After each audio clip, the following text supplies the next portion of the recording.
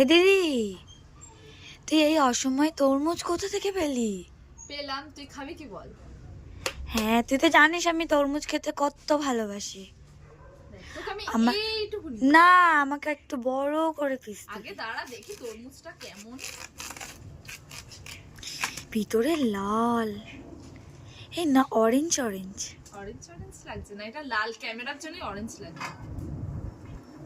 তোকে আমি এইটা তুই খা, তুই খা, আমি খাবো না। এটা হবে? হ্যাঁ হবে তো? হ্যাঁ। এখন তো তরমুজের সিজনই নয়, তবুও তরমুজ খাচ্ছিস।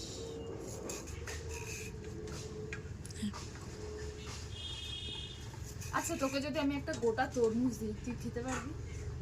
দিয়েছিলিস তো, দেখেছিলিস তো, খেয়েছি। আবার জিজ্ঞেস করছে লোকের সামনে। আমি এমনি বলছি, just prank। বাবা ফ্র্যাঙ্ক।